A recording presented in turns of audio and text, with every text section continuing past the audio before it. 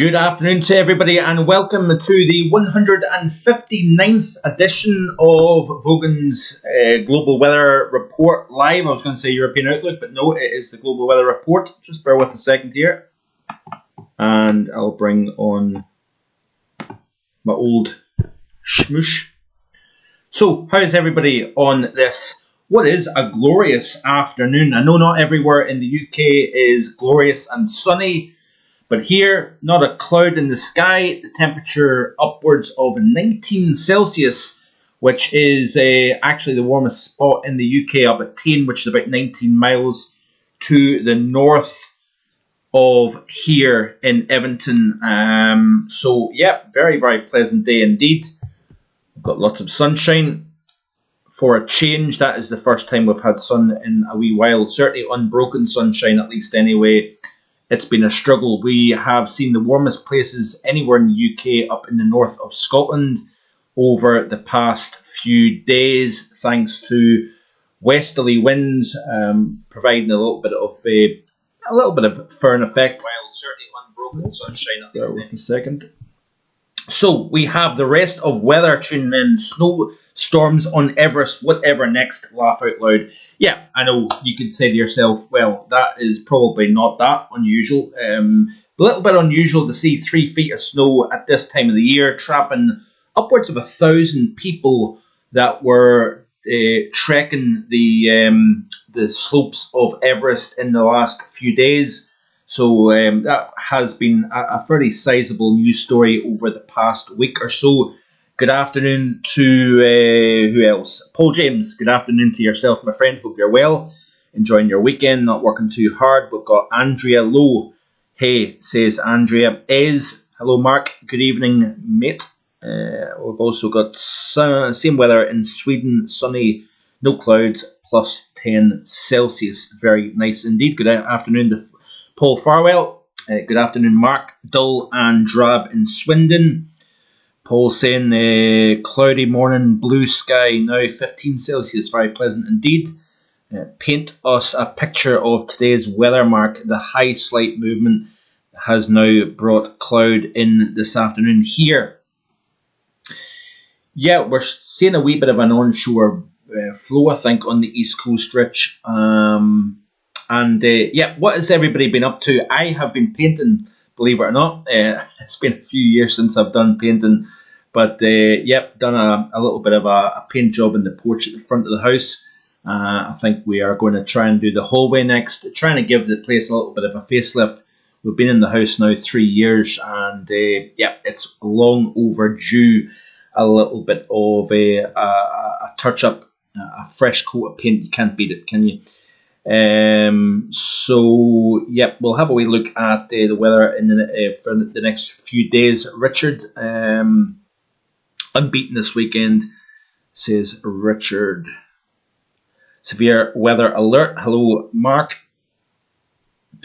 So, you know the drill by now. Hit that like button. It lets myself and YouTube know that you're enjoying the content here on the channel. The channel continues to slowly but surely grow. So if you haven't already done so, please share the content with your friends, family. Hit that subscribe button. It doesn't cost you a single penny. Content still 7 days a week. So you cannot, you can't really beat that when you've got content every single day of the week. Looking at UK, Ireland, Europe, as well as global. We'll look at the tropics each and every Saturday. Those videos continue as the hurricane season continues, and then we will wind down through the month of November. Yeah, not far off 7,000 subscribers, as Richard says. So, yeah, like I say, share the love with everybody. And I will continue to strive to provide more and more content here on the channel. We've got winter coming up, obviously. It's hard to believe we're rattling through towards the middle portions of October. There will be a winter outlook, or update, should I say, provided over the next few weeks' time, and then I will be beginning to put into written form the upcoming winter 25-26 forecast There is a lot of positives in terms of winter weather, cold, even early taste of winter. There is indications out there: negative Arctic Oscillation, North Atlantic Oscillation, weak polar vortex. We've got a water temperature profile anomalies, warm versus cold, in favourable areas for the potential of high latitude blocking. We're starting to see the building of cold up over Siberia, the expansion of snow cover. We're seeing a stronger Siberian high compared to what you would typically see. But this is a crucial month, the month of October, in terms of building that snow cover across the Eurasian landmass, and what influences that may have in terms of the stratosphere. We will certainly be looking at that in quite a bit of detail in the coming weeks, so certainly stay tuned for that. I'm doing a kind of weekly look at the polar vortex, snow and cold over Siberia, kind of looking at that generally on a kind of Wednesday, Thursday time frame, trying to look at some of the bigger scale aspects. That certainly is interesting. Is in really hope for a good winter this year.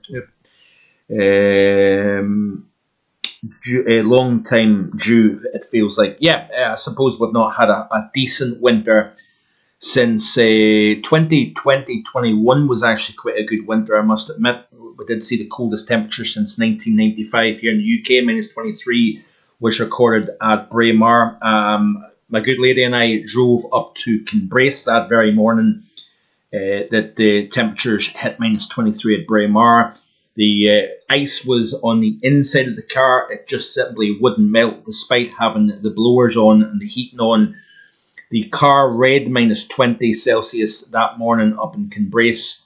Went outside, you had that high-pitched crunch of the snow as it was so cold. You could see just an absolutely breathtaking display of stars. It was like like an Arctic alpine type morning. The official temperature, I think, was -21 point something at Kinbrace that morning, but certainly that was the coldest temperature I ever experienced here in Scotland. Coldest overall was actually in Montreal, Canada, back in, I think it was 2003, January 2003. I took a little trip over to visit friends in New Jersey, and then we took a trip up to southern Quebec. Fantastic trip that was, I must admit, and that was a real winter back then as well. So, 7 weeks or 49 days until meteorological winter, says Richard. Yep, exciting stuff. I have to admit, I'm looking forward to seeing winter again. I'm one of these people that quite likes the darker nights, albeit I drive for a living and night shift. So, the majority of pretty much all the winter time, I see very little in the way of daylight, and it does affect you. I don't know necessarily if I feel the effects of SAD or SAD, but I certainly find, the kind of mental element comes into it when you see a lack of daylight during the heart of winter. It can be a tough one, I must admit. It is tough for a lot of people, but I think it's worse when you do night shift and you don't see much in the way of daylight. I tend to get up usually about early to mid-afternoon, and basically, especially up here in the far north of Scotland, the sun sets the back of 3 p.m. in the afternoon, which can be pretty tough going, I must admit. Some of the kind of wetter, windier, and heavy cloud-covered days in the height of winter, you're kind of dark by the time 3:30 in the afternoon comes. So that is the negative aspect about wintertime, in my opinion, anyway. But bring on a cold and snowy winter. That is what I would like to see. We will have a look and see what type of winter we will get coming up. So this is the CDAS 0.5 data for temperature anomalies globally as of it says Monday the 6th of October. That doesn't seem right. Let's bring it up. So that's a little bit unfortunate. It's only showing up until the 6th of October, which was back last Monday. That's a bit of an unfortunate one, but you can see here quite clearly the core of warmth being essentially centered over Minnesota in the United States, but most of North America has had a very, very warm start to October. Even here in the UK and Ireland, it's been reasonably warm compared to average. We've obviously seen high pressure building, a complete contrast to this time last week, where we had an area of low pressure down into the mid 940s in millibars. We've now got a high that is in the mid 1030s in millibars. So, a swing of about 90 millibars over the past 7 days or so here. So, yep, that is the swings that you typically would expect in the month of October, the transition between summer and winter. So Kevin Barber, good afternoon to you. A very good afternoon to you, Mark and Weather family. Thanks for joining in, Kevin. And Severe Weather Alert says it's been a long time, long since I had a good bit of snow here in the East Midlands. So hopefully I will see a good amount this year.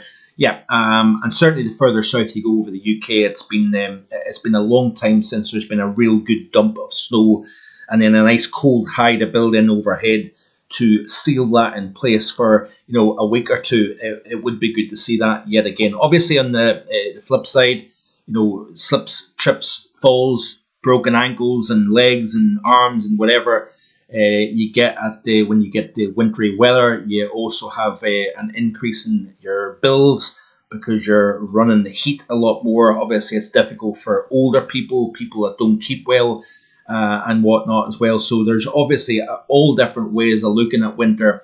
But we shall wait and see what happens. So let's zoom into Asia first of all and see what the temperature anomalies are like. It's a bit of a pity actually that this is all the way back to last Monday. It stopped very, very chilly across the Balkans. Also, look at eastern Kazakhstan. Very, very cold start here. Also, eastern portions of Siberia. Warm across the majority of China. Very, very warm across the east of China, up into Inner Mongolia, which is the northeast corner. Korea's, Japan, very warm beginning to October here. Bit of a mixture here, warm southeast of India, but a cooler northwest of India. We've got a warm Southeast Asia. The Middle East actually has been running below average largely over the first 6 days of the month. Moving on to Europe then. You can see here warmer than average UK, Ireland, but look at the Balkans, look at Italy, look at most of Central Europe. Warmer than average across Norway, Sweden and Finland, as can be seen here, as well as down in Iberia. We'll look at the rains in the region anywhere from Murcia up to Valencia over the past few days. Big floods here. Not quite as exceptional as the floods at the end of October last year, where we've seen, basically cars all piled up at the end of a street due to flood waters just wiping out streets, and anything that was in those streets just washed away by floodwaters. A very, very tragic situation unfolded at the end of last October in particularly the Valencia area of eastern Spain. Zooming into North America then, and you can see very warm, especially across Minnesota up into Ontario, but very much warmer than average. The only part of Canada appears to be that is below average is Newfoundland, as you can see here, and California, Nevada up into the Pacific Northwest, cooler than average here. A little bit cooler than average over Virginia, where we've had obviously a nor'easter affecting the coast, anywhere from say the east coast of Florida all the way up into the mid-Atlantic or New Jersey, Long Island. We've been seeing heavy swells, rip currents, and unfortunately homes washed into the Atlantic along the outer banks of North Carolina. That seems to be a big issue in recent times. Looking at Australia, warmer than average start to October and into the second month of spring down under. I'm sure folks down there are looking forward to seeing some heat. Let's hope it isn't too hot. Looking at South America then, you can see here largely warmer than average. Eastern Brazil below average, but much of Brazil away from the east and up towards the Amazon basin. Generally warmer than average. The south of Brazil, very warm start through Argentina and Chile as well. but below average across Peru, for example, and that is probably indicative of La Nina in this part of the world. Looking at Africa then, most of the continent has actually been, this again only the first 6 days of October, but that is a cool start right across the majority of the continent of Africa, which is quite interesting. What is everybody having for their Sunday dinner? We are having a cottage pie this evening. Looking forward to that a little bit later on. What is folks having for their Sunday dinner? I would be interested to find that out. Kevin Barber, it's snow joke for us in Harwich, Essex. Either no snow at all last winter. Need an easterly, says Rich. And of course the UK is above average. Well, it was a margin below average actually in September, which is interesting, after what was obviously a record warm summer just gone. So spaghetti tonight says is, yep, that sounds good to me. We had a nice chippy last night. There's a new chippy opened up in the nearby village of, town I suppose, Allness. And we bought a fish supper and a sausage supper and split it between the two of us. It was very, very tasty indeed. Can't beat a chippy, especially when you don't have one very often, or a takeaway for that matter. Actually, we tend to be quite good in terms of cooking our own dinners even at the weekend. And then when you do have a treat, it tastes all the nicer, I would say. So yeah, we've got 18 concurrent viewers at the moment. We will continue to do this little tour around the world of temperature anomalies so far. So this is the Northern Hemisphere view, and you notice here that we have got a lot of cool through the mid to high latitudes of Eurasia. So that's quite an interesting look. We do have a very warm East Asia, but they notice here kind of central and western portions of Asia into the southeast of Europe. Very cool, but we've got quite a warm look across North America. Shall we have a look and see what the situation is like in the up in the stratosphere? Let's have a quick check of that then while we're on the subject of winter. So let me just see what I can show here. This is the temperature anomalies, and you can see here quite a strong warming taking place over the Siberia side of the pole. And this might be because we're strengthening the Siberia high. That creates a frictional effect. Obviously, we've got quite a strong easterly QBO, or quasi-biennial oscillation. That is the zonal wind within the stratosphere over the equator. And you've got generally a 36-month cycle between easterlies and westerlies within the stratosphere over the equator. We had a strong westerly last year. We're now in a strong easterly, and that might be having an impact as well further down the road. Good afternoon to Lindsay. I know she is busy in the background doing lots of different things, but thanks for tuning in, Lindsay. Shepherd's legs, says says Richard. Lovely mince, lamb mince. In that shepherd's pie. Homemade, of course. Lindsay is a fantastic cook. I'm very, very spoilt indeed. We both kind of take turns about in terms of cooking, especially with our work schedules. We're kind of like ships passing in the night, as is often the case with a lot of folks.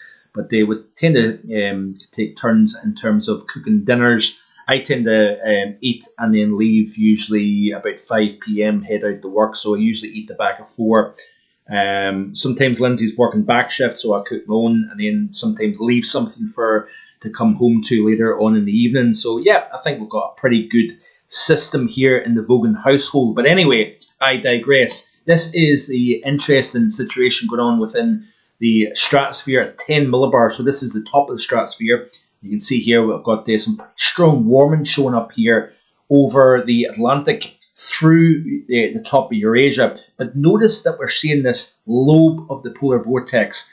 Pretty early to see this kind of pressure being exerted upon the polar vortex at this time of the year. But that could be the easterly QBO. It could be the Siberian high becoming stronger than usual. There is so many different factors. There's not one given situation that is driving this type of situation. But certainly an interesting pressure being exerted upon the polar vortex, and therefore we are seeing the record-breaking weak mean zonal winds. Like I say, the stronger the mean zonal winds, the stronger the polar vortex over the pole. The weaker those winds are, the greater chance we are seeing influences from beneath up into the stratosphere. We're also seeing the opportunity of cold getting drawn down into the mid-latitude pattern, weaker vortex, weaker jet stream, a more amplified jet, more further south displaced jet. So certainly there is a lot of things going on at the moment here that's just keeping our interest going at the moment. But you can see very clearly, thick red line, it's a long way off that. That's the average. The thin red line at the top, that's the record strong, and the thin red line at the bottom is record weak. We're well below that, if you notice here, in terms of the strength of the winds up in the stratosphere. So certainly interesting stuff. I will talk more about that in the coming days to come. Let's start off with Typhoon Matmo and the rains that have caused major flooding in the northern portion of Vietnam. This is the track of a Typhoon Matmo as it moved into southeast China. Then it moved along the Vietnamese Chinese border.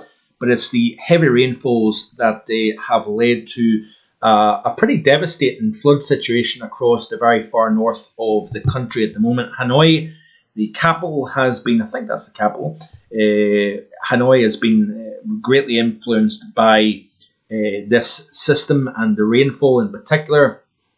So let's have a look and see. This was the scenes in the north of, this is Tai Nai, I think it is pronounced. I can't quite remember. But anyway, check this out.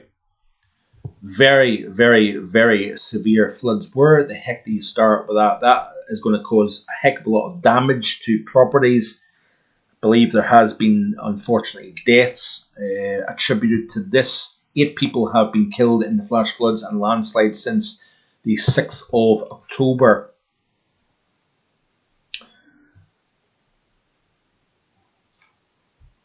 So there's music playing in the background, so I've actually muted that because it affects the copyright stuff.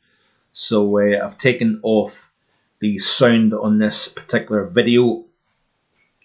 But yeah, that is pretty serious stuff. Worst floods, I think, in a good 40 years or so in this part of Vietnam. An area that is wet, it's used to seeing major rainfall, but this is pretty exceptional stuff. And this is only a week after, so Typhoon Matmo moved in, and then a week before that was seen Buloy, I think it is, Typhoon Buloy made a similar landfall in the south of China, northern portions of Vietnam. We have got an advert now showing up.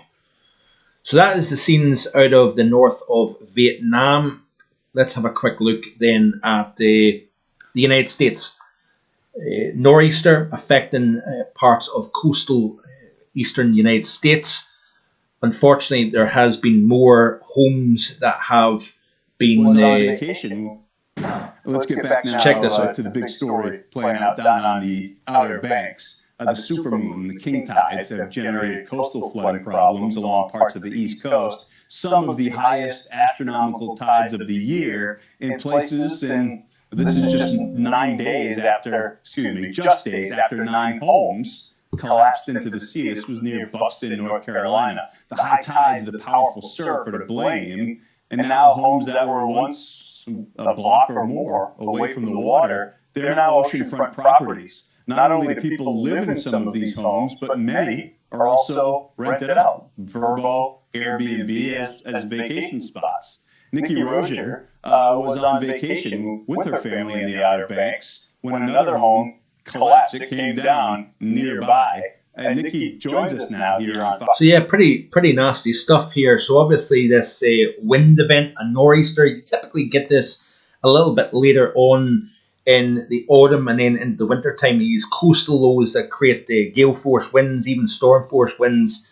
The battering waves, obviously the high tide, some of the highest tides of the year, as was explained there by this particular meteorologist, which is his name's escaped me. But yeah, some nasty stuff. Let's have a quick look then at another video that was released by Fox Weather only 11 minutes ago. Check this out here. But we will we'll have more on this even further north. I know our Robert Ray is over in Ocean City, Maryland, and has the latest on what's happening there. Yeah, Katie, greetings from Maryland and the coast, where we've got nearly 50-mile-an-hour wind gusts here on the Atlantic Ocean. Hope you can hear that and it's not too echoey. As the tide is coming in, you see these swells out here, 10, 15 feet, even higher if you go out deeper, and the wind gusts really roaring. Rain overnight. No rain at this point, but sand getting blasted down this wide stretch of beach here in Maryland, not too far from the Delaware border. The concern here this morning is that the inlet will flood if we get nearly 4 feet of above ground water cruising into here off the Atlantic Ocean, and that is why officials last night and others were warning people to be prepared, even creating comparisons to Superstorm Sandy to try and poke the bear and make sure that people understand the severity of all this. But I can tell you, all of this activity began well after midnight. Woke up this morning at about 5:30, and you could hear the winds coming in and the surf really kicking up, and it's gotten progressively more intense.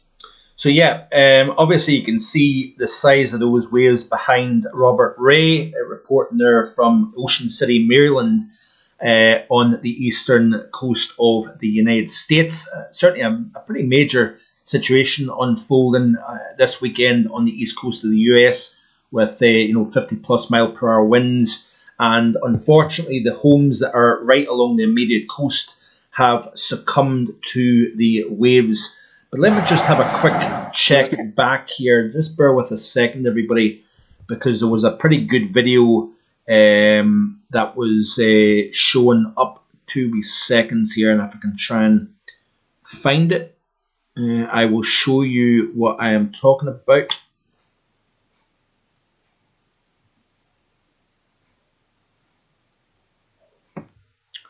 So yeah, I wanted to show you this here.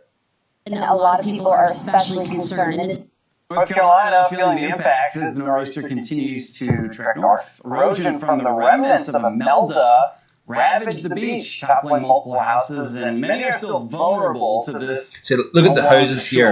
A flood watch, high surf advisory, coastal flood warning, and a high wind warning now in effect. So kind of a kitchen sink type of deal. Fox Weather correspondent Katie Byrne is live in Buxton this morning as the storm continues to slam the already battered coast. Katie, it's dark right now, so we can't see a whole lot. You were there for everything that transpired up until this point.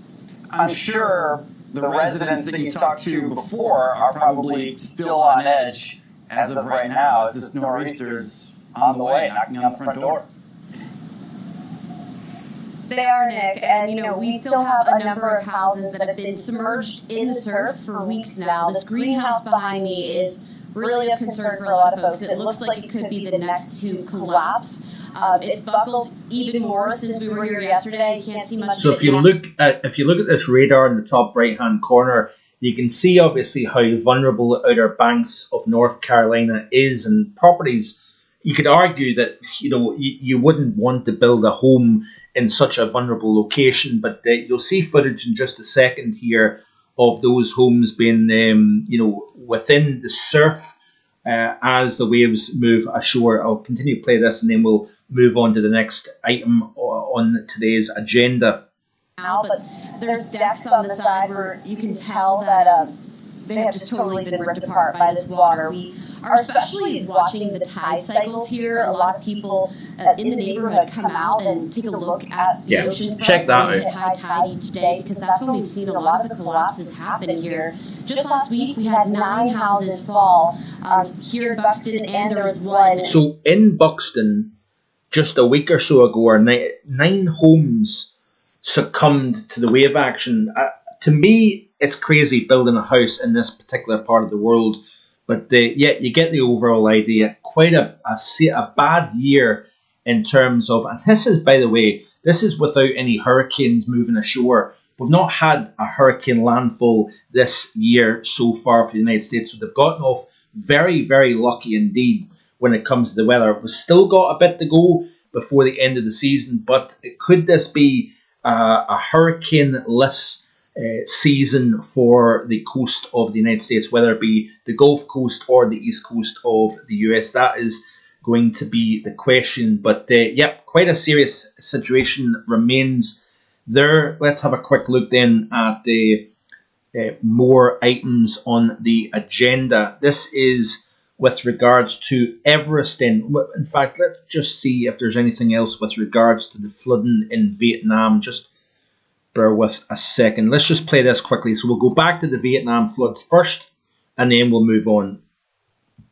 Rising across rivers in northern and north-central Vietnam, heavy rainfall and upstream runoff are driving water levels up on major rivers in Thanh Hóa, Nghệ An, Ninh Bình, Cao Bằng, Lào Cai, Phú Thọ, and Lạng Sơn. And I'll let him do the talking with regards to trying to pronounce these names. I would have no chance. Contrast flood levels on the Chu and In rivers in Thanh Hóa and the Boi River in Phú Thọ are gradually receding. Overall, many rivers remain at or above alert level 3, the emergency warning level, leaving low-lying areas and riverside plains across several provinces still submerged. Typhoon Bua swept through the north-central Vietnam, damaging electricity and communication networks. More than 3,300 utility poles collapsed. So, Paul Farwell saying we had some pork and mashed potatoes and a little avocado, tomato salad. Yummy. Richard says that coastline is unimaginable. Kevin Barber saying absolutely devastating. Chris A, good afternoon to yourself. Mark, Rich and Kevin says, Chris, thank you for tuning in. I hope you are enjoying your weekend so far. Chris, I know there's a couple of folks that can't tune in today due to work commitments and whatnot, which is absolutely fair enough. So let me see here. This was the scenes in Benidorm. This is from Benidorm now. Obviously, we've seen anywhere from down in the Murcia area up through Alicante, Benidorm, up towards Valencia. Some pretty significant thunderstorms. I did explain back on Friday's European Outlook the reasons behind the flooding. It seems to be when you've got a big block over the UK and Ireland, you tend to have unsettled weather underneath that block and high, and with a little bit of there's a little feature in the atmosphere that has been enhancing lift. Then you've got easterly winds blowing off still 23 Celsius waters of the Western Mediterranean. You've got increased fuel and thunderstorms develop, and then you get flash flooding as a consequence of that. Like I said, nowhere near as extreme as the Valencia floods at the end of October last year, but nevertheless, pretty big hit.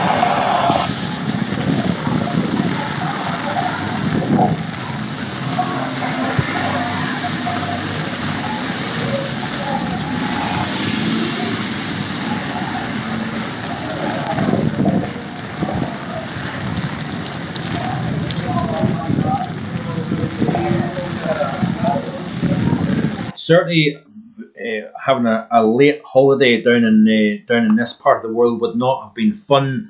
I must admit, I probably would have quite enjoyed the thunderstorm element of it. But yep, not great beach weather in the past few days. My colleague Kenny he flew out to Alicante from Manchester last evening. I think he did get out. He did get a message from Jet2, I think the day before, to say that there may have been a cancellation of his flight due to the red warnings that were in that part of Spain. But it appears to be that he's out there and the sun is shining. Incidentally, this is the current situation down in Benidorm. So sunny skies, haze and 24 Celsius, not too bad at all. So certainly a welcome bit of sunshine for the folks here in Benidorm after what has been a pretty miserable past few days. I want to show you this here. This is a pretty interesting video from World's Disaster TV. Big floods again. This is the first time Ibiza has been hit by severe flooding, as well as Mallorca. We've seen that in the past couple of weeks, but they named Storm Alice by the AE Met down in Spain check this out. Pretty impressive flooding here.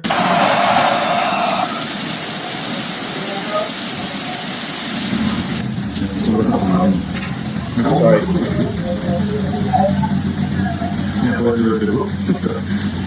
Slightly too.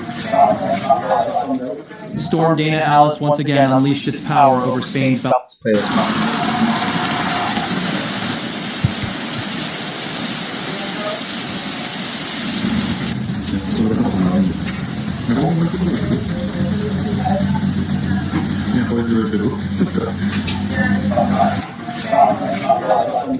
Storm Dana Alice once again unleashed its power over Spain's Balearic Islands.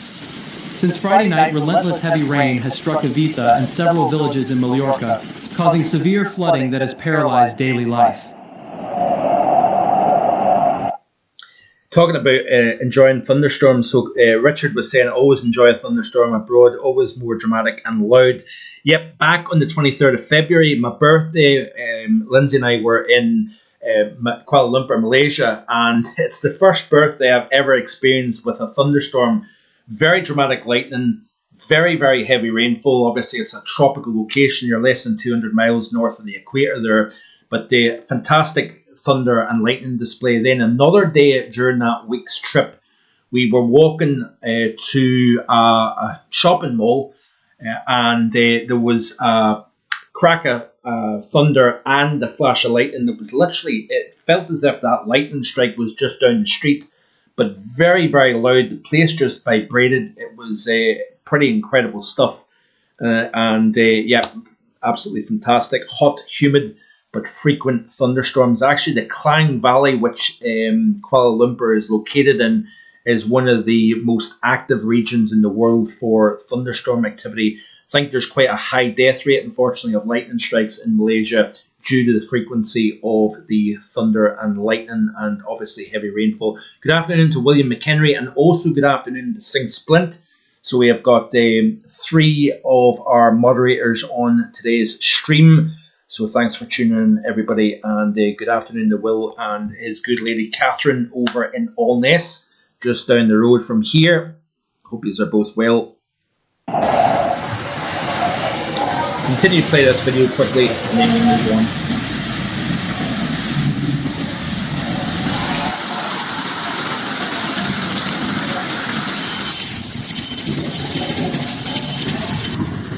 So yeah, pretty serious situation actually in Ibiza, Mallorca, and also on mainland Spain in the past few days. I think this weather should start to ease up. If we look at the latest lightning of the, and we'll look at the visible satellite in just a second, but this is the global lightning strikes at the moment. So we've got a cluster over southeastern portions of Turkey. We've got a lot there to the north of the main Caribbean islands, over northwestern portions of Mexico due to a tropical system. We've got some over the Four Corners region of, well, southern portions of Arizona, southern portions of, I think that looks like Manitoba, or is it Saskatchewan? I'm not sure. And then we've got some lightning activity through the tropical belt of Africa, over parts of Algeria, northern portions of Tunisia, you can see that. And then obviously we've got this lightning here over parts of the Middle East, and then over the Far East we've got some lightning activity over parts of Borneo and Indonesia, excuse me. We've also got some lightning over parts of Australia as well, through the Solomon Islands, and then in between Australia and New Zealand. This is the latest radar imagery, visible satellite, should I say, over Europe at the minute here. So we do have still completely clear skies here at Vogan Weather HQ. If I actually tilt the laptop, look through the conservatory, excuse the dirt on top of the conservatory, but you can see very nicely the clear sky. Is probably going to be a cold night actually if it stays clear, and those winds, which are very light at the minute. We've had quite a windy week, being on the northern periphery of that area of high pressure that's been building over the UK and Ireland.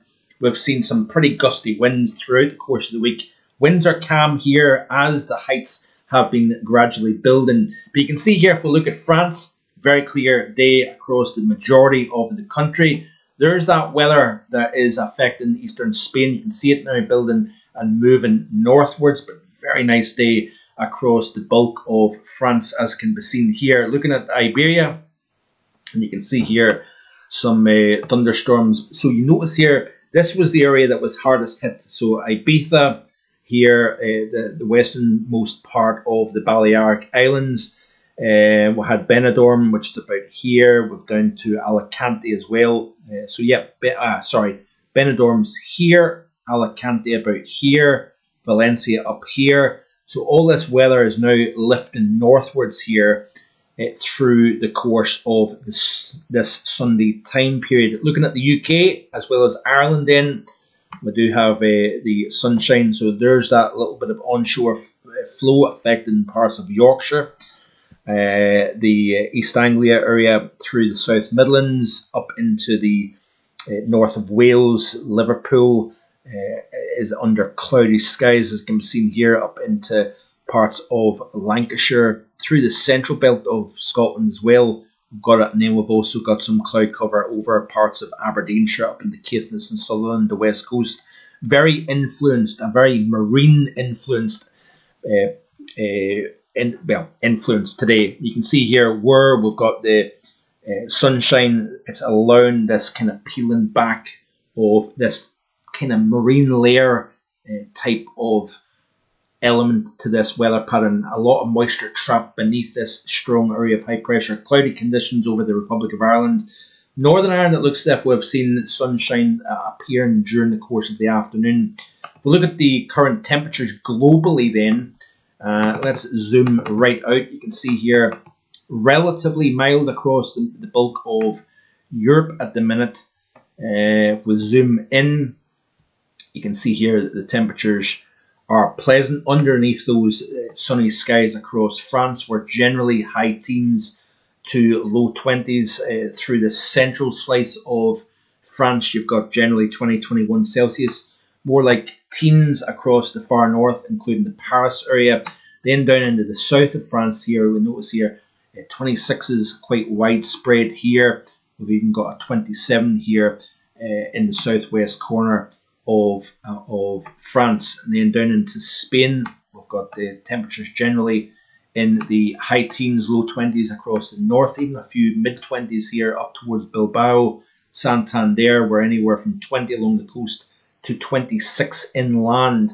So quite a contrast here between coast and inland areas. And down towards the areas that have seen the wet weather, you're generally talking about kind of 22, 23 Celsius. So very pleasant, 25 in Alicante. Then down into the south of Iberia, still holding on to some heat, upper 20s, low 30s can be seen here. Looking over to the popular Algarve, south coast of Portugal, we're generally in the kind of mid-20s. Pretty nice indeed. And then in the Morocco, upper 20s, low 30s.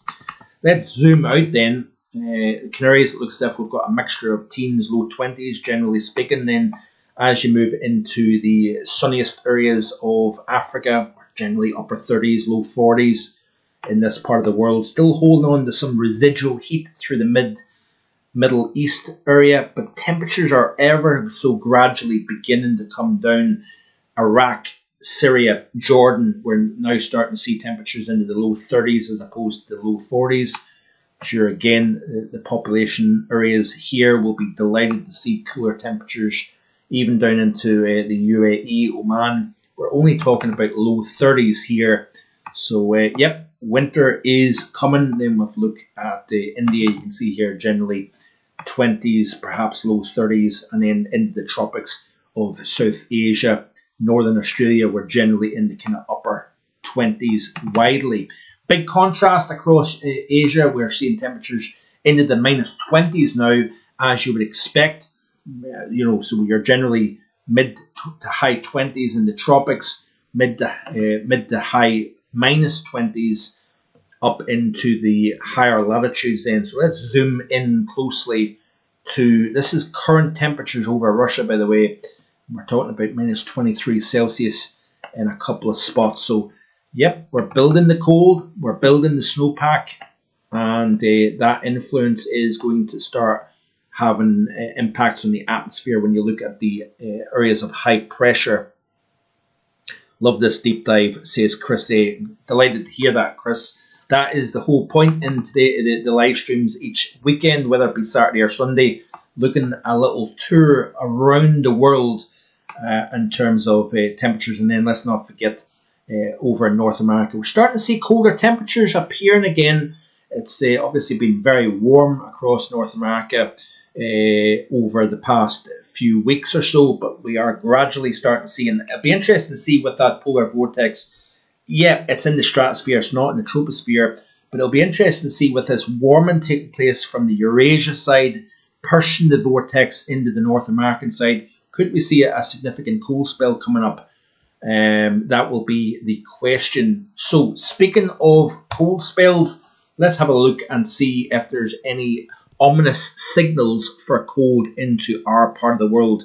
So this is off weather charts, wxcharts.com. You can see here, nice area of high pressure, bang slap over the UK and Ireland. We've got the remnants of subtropical storm Karen become absorbed into a larger area of low pressure that is essentially surrounded by high pressure. So it's got nowhere to go. It got high to the east, west, and to the north. So you can see here that that area of high pressure just remains anchored over our part of the world with variable cloud and clear skies. Where you've got the clear skies, it is warmest by day, but also coldest by nighttime. Where you've got the cloud, coolest by day, but also warm during the overnight period. We continue to play through this GFS model here. It's only towards next weekend that we have the chance of seeing any proper unsettled weather coming back into play. But notice the high over Greenland, over the North Atlantic.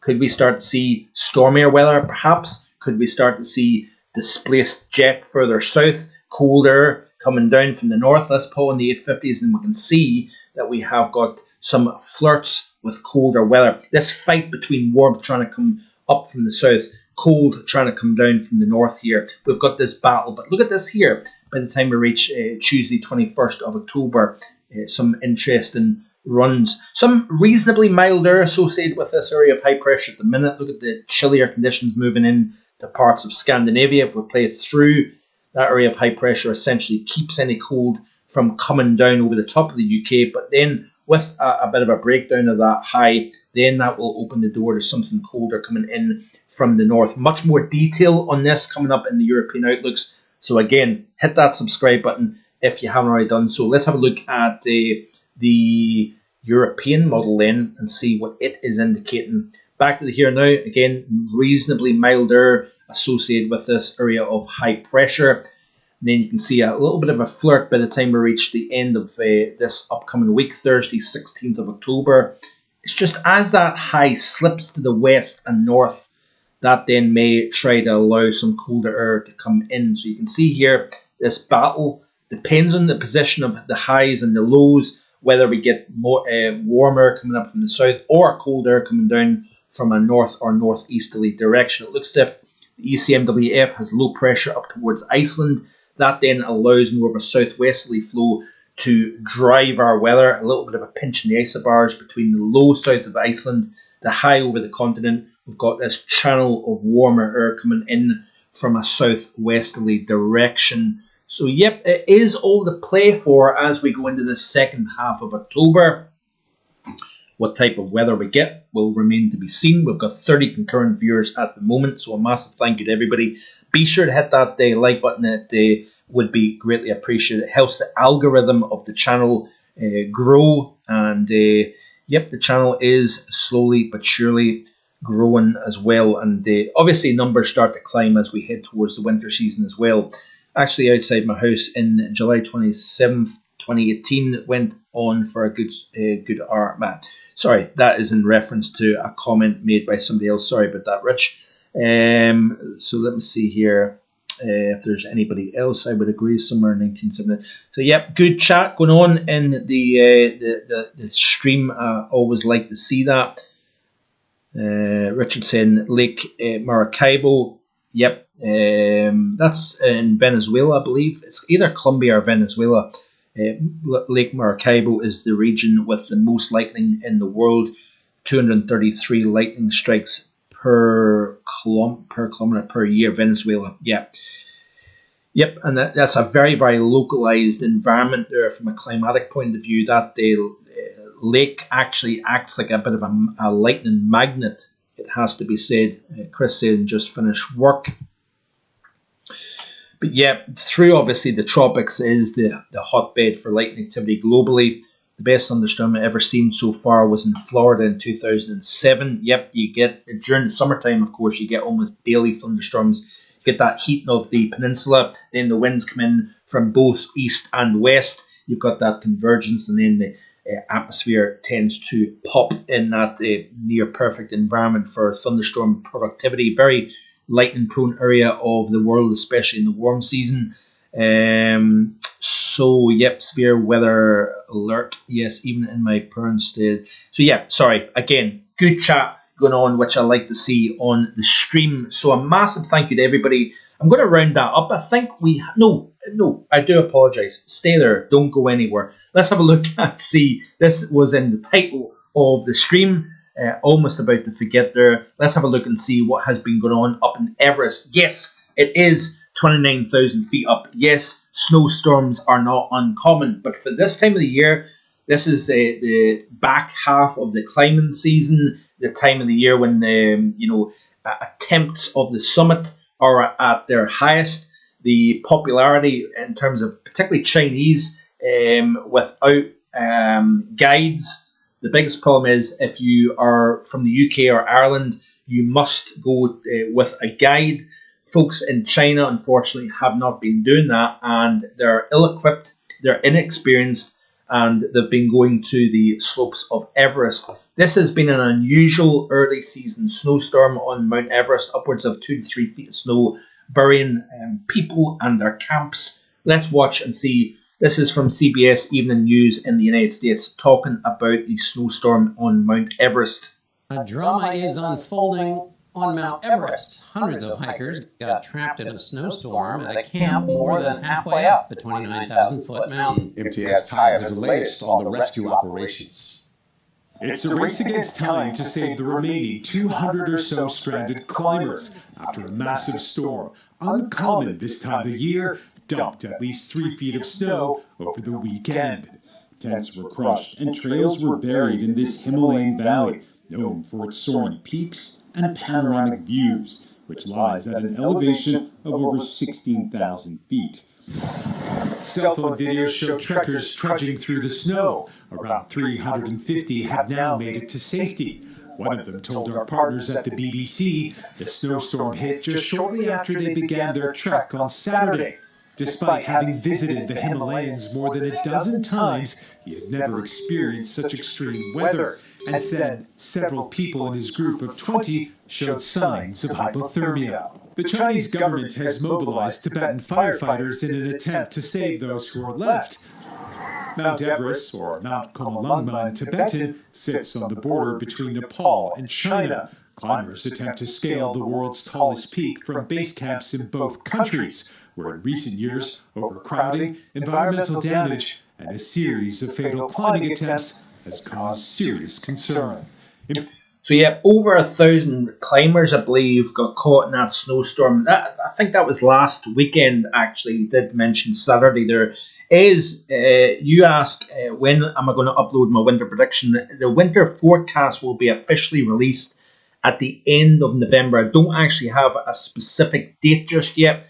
The reason why is I'm kind of trying to balance things out with Lindsay's work pattern, whether it's going to be a Saturday night or it's going to be a Sunday afternoon. There will be a live stream that will then release that winter forecast, that prediction, but it will be at the end of November, and there will be at the end of this month, so October, there will be the second of the winter updates. We're going to be looking at the global drivers, what is in place at the moment, and the other aspects, and also the changes, perhaps some alterations from the first winter update that was released at the end of September versus the second update, which is the end of October, kind of comparisons and perhaps some alterations in terms of the drivers, the SSTs, the sea surface temperature anomalies and whatnot. What changes have taken place between the end of September and the end of October? That's going to all be looked at in detail in a live stream towards the end of this month, so stay tuned for that. But like I've already said, the winter forecast will be released at the end of November. Let's have a quick look at the temperature anomalies over the next, because I've seen one comment there saying that the western side of the United States is going to be coldest next week or this upcoming week. So let's have a quick look at that, and then we will round up there, because I think we have discussed enough for one day. I do certainly greatly appreciate everybody tuning in today to today's stream. It has been a good one as always. I hope you've enjoyed what you've seen here on the channel. This is off the CFSV2, by the way, for the next week or so. And you can see here quite clearly, let's zoom in just slightly. And you can see quite clearly here that we've got a lot of warmth overall, but particularly so central and eastern United States. Look at the west. Yep, I think it was Kevin Barber that said about the west being coldest this upcoming week. Yeah, chart of beauty. Yep, Kevin was the one that said western United States, and he is right. It will be coldest this upcoming 7 days. Lots of warmth in the high latitudes here. I'm going to be keeping an eye on that. Central and Eastern Europe, colder than average through the next 7 days. Very chilly, especially across Mongolia and southern portions of Siberia. In terms of South America, most of it's warmer than average. Let's zoom in to Europe and see what the upcoming 7 days looks like. Oh, I just hit the wrong button as usual. Sorry about that. So this is the temperature anomalies. You can see here again, southeastern Europe, colder than average, but the majority of Europe here, west and north, is warmer than average. Into week 2, just quickly, you can see here, starting to warm things up more in the southeast of the continent here. The majority of Europe away from Scandinavia is warmer than average according to the CFSV2. Into week 3, still the same thing. If we look at this GFS ensemble here real quick, might be slightly different. It's updating at the moment. Let's look at the 6Z run this morning. So warmer than average upcoming 5 days. The 6 through 10 warmer than average down across Spain. Warmest compared to average here. 11 to 15 day. Starting to show slight signs of cooler than average for the period between the 22nd and the 27th of the month.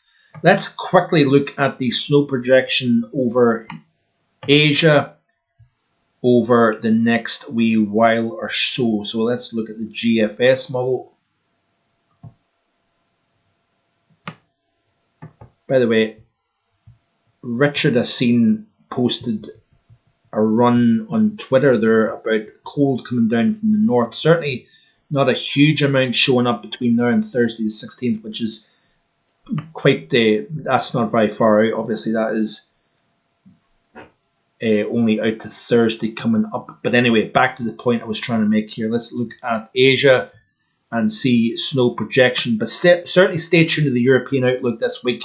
We're going to be talking more about the weather across Europe, obviously. But you can see here plenty of cold air over much of Russia throughout the course of this upcoming week. So certainly that is going to help build the snow. But again, when you've got higher pressure, colder temperatures, you tend to get less in the way of snow. So it's a bit of a situation where you've got increase in cold with high pressure, but less in the way of snow cover expansion. But if we look at snow total, go back. So this is obviously what is projected to fall from the sky and then lay down over the next, well, this is again only out to 84 hours, but you can see here we're starting to increase the snow over Mongolia, for example, parts of Russia as well. Over Scandinavia, we're also going to start to see snow building here as well. So yeah, let's round up there. I hope you've enjoyed what you've seen here on the channel. Hit that subscribe button. Massive appreciation to everybody. Chrissy, the severe weather alert. to Paul James. Thanks, a massive thanks to our moderators as always for your ongoing support of the channel, and to myself. Thank you to Richard Trott for his ongoing support of the channel as well. It's greatly appreciated. To Kevin Barber, to Chris A, to Ez up in, I believe it was Sweden, to Simon Galliandro, thank you very much for tuning in. Hi Mark, as you know, we're desperate for some rain in Sussex. Hasn't rained in months, bit of drizzle. So yep, hopefully Simon, doesn't look as if we've got an awful lot of rain over the next week or so at least anyway, I'm afraid. So thank you also to Will and Catherine over in Allness for tuning in today.